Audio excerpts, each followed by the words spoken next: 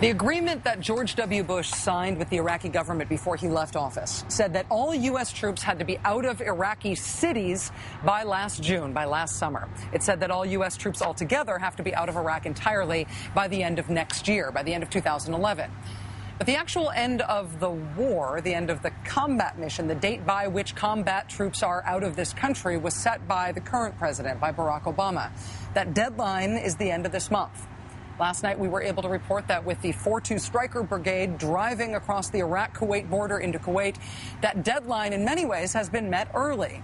The drawdown to 50,000 will continue through the end of this month. There are about 52,500 troops still here.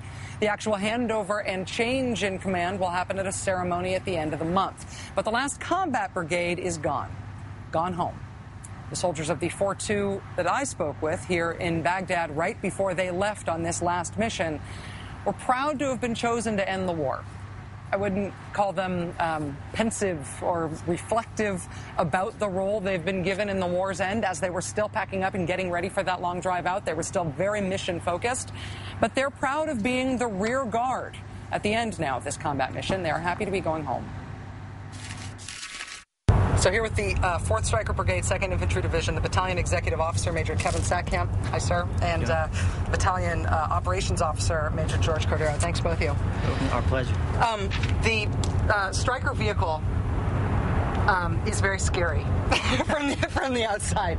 I mean, it's just an intimidating looking vehicle, but in terms of the way that it functions for you guys, in terms of what you need to do, what your mission has been, is this a vehicle that you feel like meets your needs? Is something that you're happy to work in? Oh yeah. I mean, this is my second deployment in a Stryker unit. I commanded a company up in Mosul in 2004, 2005, and now here, seeing the improvements we made from 2005 to now, it's significant. What kind of improvements? Well, we've added a sniper net to it to conceal the soldiers that are in the air guard hatches. We've made numerous improvements to the undercarriage. The recovery system's better. We've increased the C4ISR system in there. Our communications platform is significantly more powerful now. Our range is even better. The fuel consumption has improved significantly. And it's just the number of improvements over time from comments from the soldiers.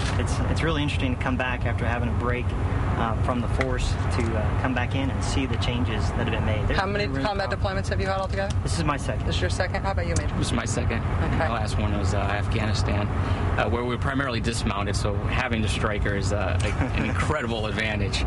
Instead of walking everywhere, you can react to everything much quicker, much greater firepower. Of course, you're protected with the armor on the outside. So, when was your first deployment? What year was it? It was in 2003, 2004. So for you guys to have seen such a stretch of time for the wars both in Iraq and in Afghanistan, I mean, one of the things that as civilians we're trying to appreciate is how much our military has changed because of these 2 long wars. And we've seen all the vehicles change, obviously, but it seems like the military has gone through incredible strain. Obviously, thousands of people lost, but also the whole army is so combat hardened and has also learned so much about how to fight. And fighting has changed a lot over these years. And I think in a lot of ways it's much better today. Army and the military has made great strides and given us much better equipment since when we first started. Initially we had some things that could get improved, but they took all our suggestions. They improved the equipment. They got a lot of new things down to us to help us, do our mission much better. It's also the training piece too. I mean, before, you were very, very lucky to have anyone who just happened to have a talent for languages and skills like that. And now it's routine. I mean, you're automatically slotted for a deployment. You're going to learn some part of that language. You're going to learn some part of that culture. It's a mandatory requirement, and we really give that opportunity to our junior soldiers as well.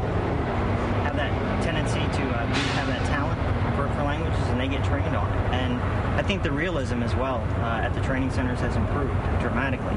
They throw us many more curveballs in a short period of time. So you can really experience a whole year in about a month when you're down there. And there's just so many things you have to react to. So it's really made it, this deployment, I won't say easy, but at the same time, we're certainly more prepared for this. And it was a very, very good change from what I was expecting with my experiences from 2004 to 2005. It's like you said, Rachel, experience has a quality all its own. You know, when you come back to any deployment for the second or third time, you're coming back a more seasoned soldier who understands, you know, what your mission is, what you have to do here, and you can better relate to the people. You understand the culture of the people much better. Do you have a sense of, do you feel reflective at all about the fact that you guys are the last combat troops out? I don't know about just yet. Certainly when we're back at the house and, you know, having a beer or two over it and think, wow, this is really important. It's certainly monumental from a historical point of view, and truly honored to do it. But being in the last battalion across the line, that's pretty cool.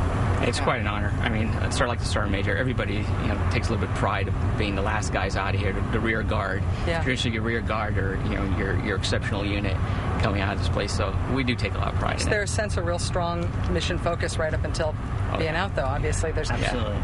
When American troops pulled out of the cities last summer, there was a real flurry of violence, essentially, around that pullback, and so that's got to be a worry at this time too. Well, we've been out of sector now for about a week, and we haven't seen that just here in Abu Ghraib. And I can only speak to Abu Ghraib, but you know, I was really surprised and very happy to work with the Iraqi security forces that we did, the police as well as the army, and I mean, they've got it, and it's really something to work yourself out of a job. Yeah. I was actually here last year when we pulled out of the cities, but I mean, the Iraqi security forces have done a great job. I mean, we're leaving here, but there's really not any decrement to the security here. I mean, they're ready to step up. I think, you know, they're happy to step up and watch us leave. I think it's a good thing. Major Cordero, Major Sadkamp, thanks to you both, and good luck on this these last days of your mission. Thank you. I appreciate it. Really appreciate it. Thank you. Good luck to you both. Thanks for your service. Those two majors, part of the last U.S. combat brigade to leave Iraq. They rolled into Kuwait last night with the 4-2 Stryker Brigade, and then they're on the long trip back home to Fort Lewis, Washington.